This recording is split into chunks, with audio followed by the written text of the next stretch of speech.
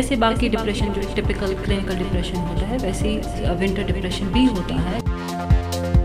ये खास मौसम में होता है, ये विंटर में भी हो सकता है, समर में, स्प्रिंग, ऑटम, लेकिन जो सबसे ज़्यादा कॉमन है वो है विंटर में। 18 से 30 साल की उम्र में ज़्यादा होता है, बट ये छोटों में भी हो सकता है, बुजुर्ग लोगों में भी हो सकता है, लेकिन इस उम्र में 18 और यंग लोगों में ये ज़्यादा पाया जाता है और औरतों में देखा गया है ज़्यादा।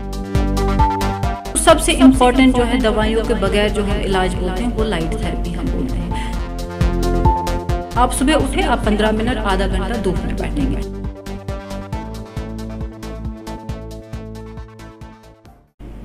मौसम के साथ मूड तब्दील होना एक आम सी बात है, लेकिन सीजनल अफेक्टिव डिसऑर्डर या विंटर डिप्रेशन एक ऐसी दिमागी बीमारी है जो कि रोज़मर्रा के मामलात को बुरी तरह मुतासिर करती है। मौसम सरमा के दौरान भूख ज़्यादा लगना, नींद ना आना या उदासी ऐसे अलामात हैं जो सीजनल अफेक्टिव डिसऑर्डर के हो सकते हैं। हमारे साथ इस वक्त मौजूद हैं माहिर नफ्सियात डॉक्टर हिना। खुशामदीद है आपका ईटीवी भारत में। अस्सलाम वालेकुम। डॉक्टर साहब, सबसे पहले जानना चाहूँगा कि जिसे हम विंटर डिप्रेशन भी कहते हैं, सीजनल अफेक्टिव डिसऑर्डर किससे कहते हैं और ये किस तरह एक आम आदमी को मुतासिर करता है? देखिए, जैसे आपने कहा, हमारी लैंग्वेज में इसे हम सीजनल अफेक्टिव डिसऑर्डर बोलते हैं, SAD, sad seasonal affective disorder, या सिंपल लैंग्वेज में हम बोलेंगे विंटर डिप्रेशन होता है।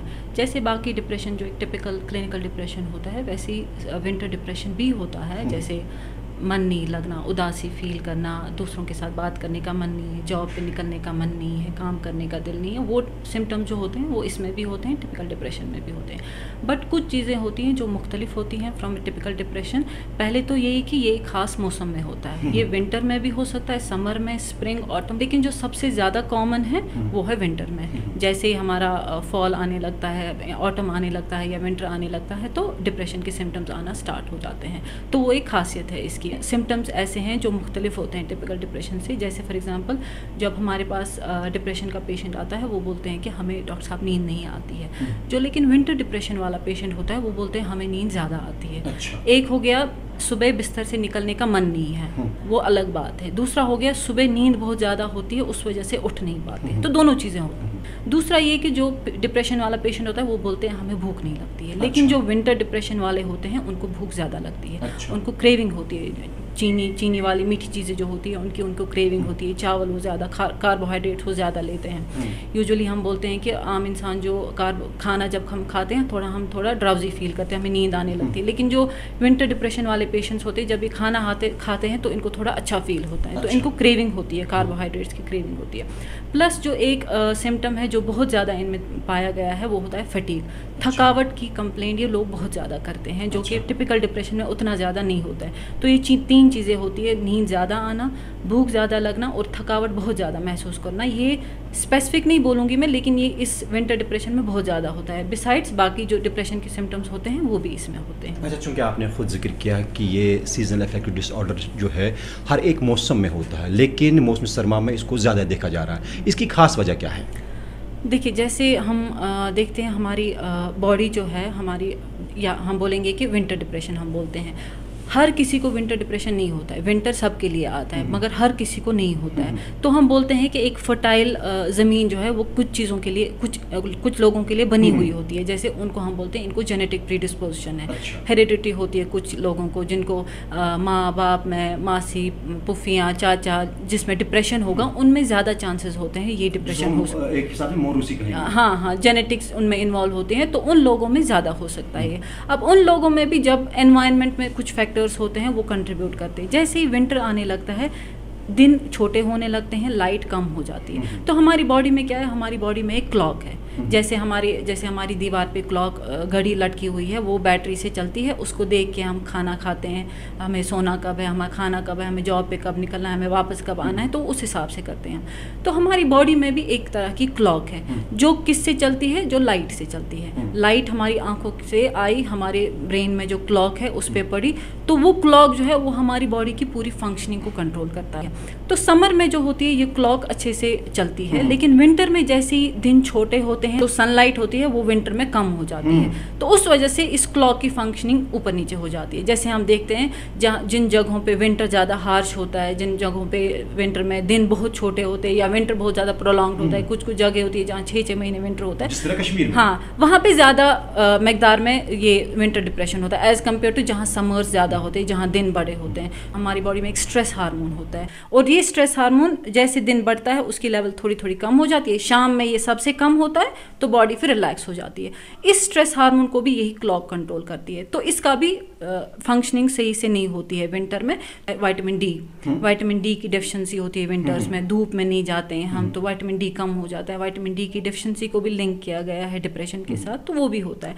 और बाकी चीज़ें जैसे हम एक्सरसाइज नहीं करते हैं, वेकेशंस होती है, बहुत जो एम्प्लॉयज़ होते हैं उनको वेकेशंस होती है, ज़्यादातर हम घर में ही होते हैं, अपने रिश्तेदारों से नहीं मिलते हैं, लोगों से ज़्यादा नहीं मिलते हैं, सोशलाइज नहीं करते हैं, एक्सरसाइज नहीं होती है, तो बाकी कंट्रीब्यूटिंग फैक्टर्स हो सकते हैं। अच्छा, आपने कहा कि जेनेटिक फैक्टर भी इसमें है, दीगर कौन से लोग हैं जो इससे मुतासिर होते हैं और क्या उम्र और जिन्स से इसका कोई ताल्लुक है?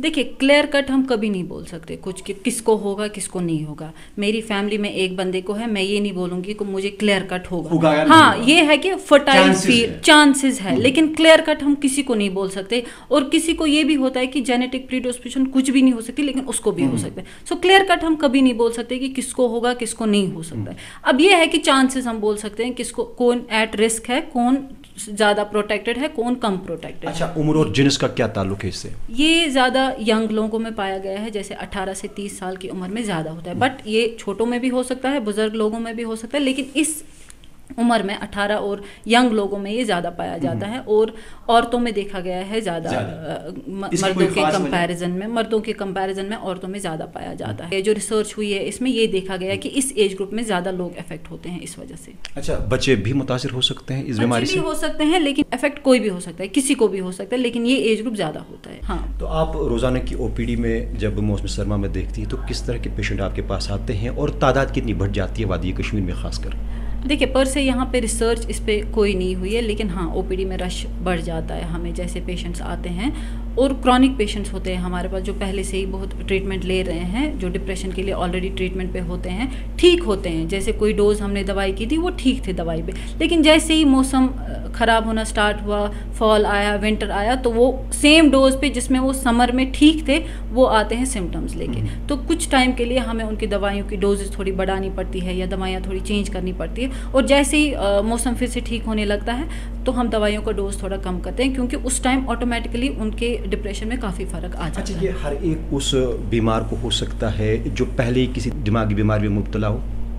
हाँ, किसी को भी हो सकता है, लेकिन समर में ओवर पीरियड ऑफ टाइम 10 साल 20 साल की इलनेस है, उसको समर में भी डिप्रेशन हुआ होगा, उसको विंटर में भी हुआ होगा, लेकिन विंटर में जो हुए हैं उनकी मकदार ज़्यादा है अगर हम समर के डिप्रेशन के साथ कंपेयर करेंगे। अच्छा, सीजनल अफेक्टिव डिसऑर्डर या विंटर डिप्रेशन जिसे कहा जाता है, इसका इलाज क्या है? क्या दवाई से इसका इलाज किया जाता है या थेरेपी भी इसमें अहम रोल अदा कर सकती है?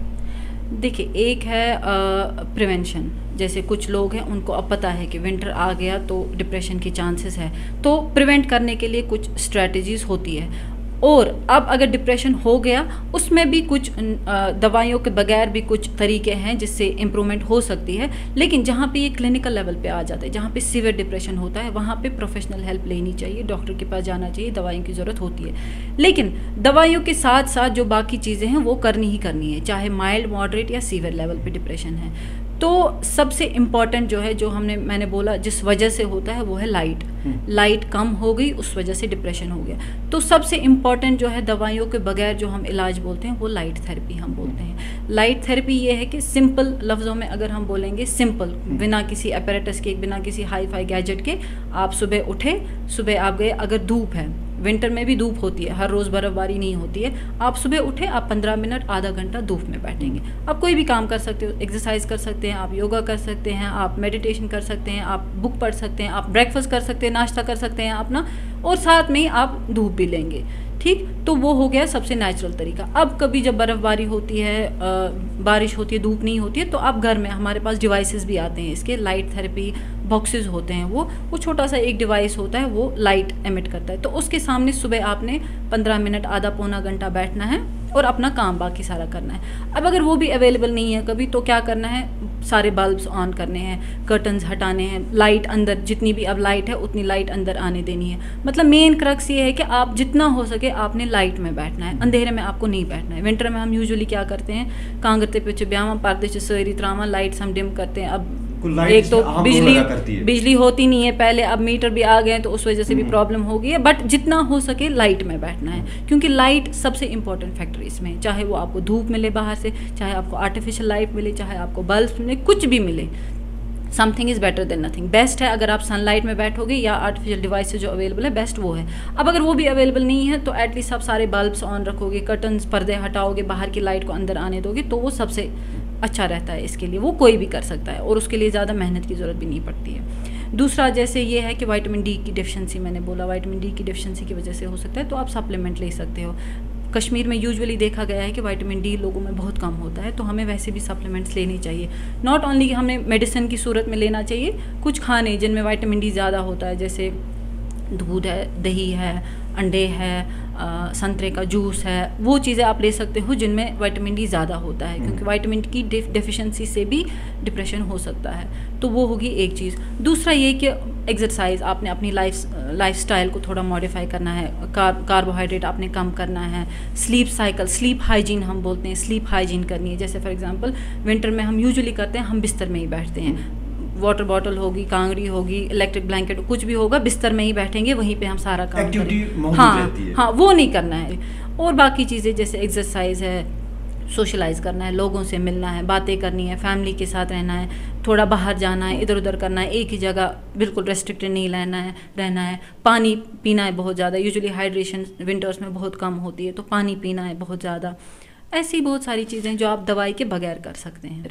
बस पहला स्टेप जो होता है वो मुश्किल होता है, वो हमने लेना होता है। अच्छा, इलाज की जब हम बात करते हैं, अगर खुदा न खास्ता किसी को ये बीमारी होती है तो क्या क्लिनिकल साइकोलॉजिस्ट के पास जाना होगा या साइकियाट्रिस्ट के पास जाना है? देखिए, डिपेंड करता है सिवियरिटी किस लेवल की है। जैसे मैंने कहा, एक तो ये चीज़ें सारी हो गई जो मैंने बोली अभी। फिर अगर पेशेंट की चॉइस पे भी डिपेंड करता है। अगर आप चाहते हो, आप दवाइयाँ नहीं लेना चाहते हो, आप थेरेपी करना चाहते हो, तो CBT जो हमारे पास है, बिहेवियरल थेरेपी जो हमारे पास है, वो एक रेकमेंडेड ट्रीटमेंट, वो एक रेकमेंडेड ट्रीटमेंट है इसके लिए। तो आप साइकोलॉजिस्ट के पास जा सकते हैं।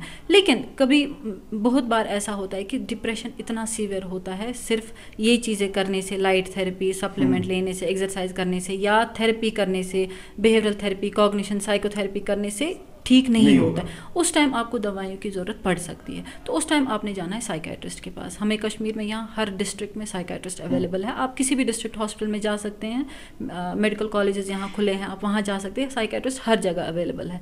तो साइकियाट्रिस्ट को अगर लगा, वो खुद भी एसेस करेंगे, अगर उनको लगा कि सीवियरिटी इतनी ज़्यादा नहीं है, दवाई की ज़रूरत नहीं है, तो वो खुद बोलेंगे आपको थेरेपिस्ट के पास, वो खुद रेफ़र करेंगे। हमें most of the time hospital में थेरेपिस्ट भी अवेलेबल है। तो ऐसे ही हमें एज ए कॉमन मैन भी रियलाइज़ करना चाहिए कि अगर मुझे ये प्रॉब्लम है तो मुझे किसके पास जाना है, कौन एक्सपर्ट है इस फील्ड में, तो मुझे उसके पास जाना है। वो बहुत ज़्यादा इंपॉर्टेंट है, क्योंकि कभी कभी मिसमैनेज हो जाता है।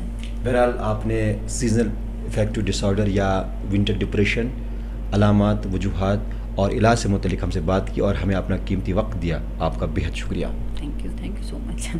ये थी डॉक्टर हिना साहिबा, जिनका साफ कहना है कि विंटर डिप्रेशन उतनी ख़तरनाक बीमारी नहीं है, अलबत्ता एहतियात और बर वक्त इलाज इस बीमारी को ठीक कर सकता है। वीडियो जर्नलिस्ट सजाद अमीन, परवेज़ुद्दीन, ETV भारत, श्रीनगर।